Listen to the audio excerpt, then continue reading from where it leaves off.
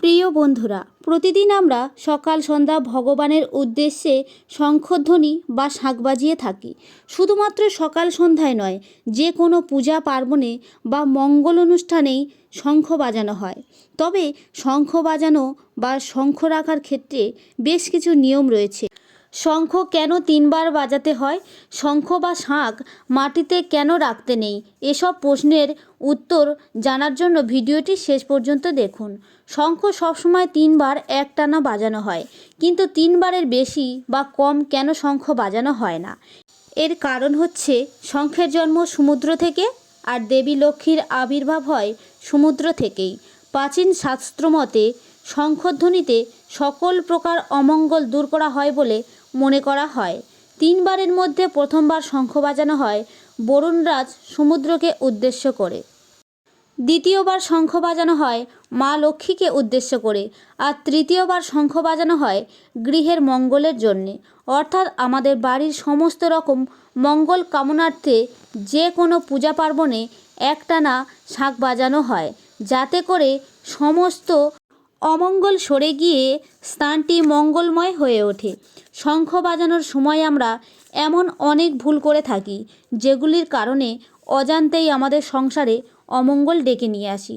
যেমন, অনেকে শঙ্খ বাজানোর সময় শঙ্খ না বাজলে হাতের তালু দিয়ে মুখটিতে আঘাত করতে থাকে, কিন্তু এটা কখনো করা উচিত নয়। এতে করে মা লক্ষ্মী রাগ করেন বা অসন্তুষ্ট হন। অনেকে বলে শঙ্খ বা প্রদীপ মাটিতে রাখতে নেই, কিন্তু কেন রাখতে নেই তার প্রকৃত কারণ হয়তো অনেকেরই কাছে অজানা। শঙ্খ মাটিতে রাখতে নেই তার কারণ হলো, শঙ্খের ভার ধরিত্রী মা সহ্য করতে পারে না বা বহন করতে পারে না। শাস্ত্র অনুসারে পৃথিবী বা ধরিত্রী মা 4টি জিনিসের ভার বহন করতে পারে না। যেমন, প্রদীপের ভার ধরিত্রী মা বহন করতে পারে না, শঙ্খ বা শাঁখের ভার ধরিত্রী মা বহন করতে পারে না। মহিলাদের উবু হয়ে বুকে ভর দিয়ে মাটিতে শোয়া কখনো উচিত নয়, কারণ সেই ভার ধরিত্রী মা বহন করতে পারে না। এবং কোনো মহিলা হাঁটার সময় দুম দুম বা ঘোড়ার হাঁটার মতো শব্দ হয়, তাহলে তা বহন করা ধরিত্রী বা পৃথিবী মায়ের ক্ষেত্রে কষ্টসাধ্য হয়ে পড়ে।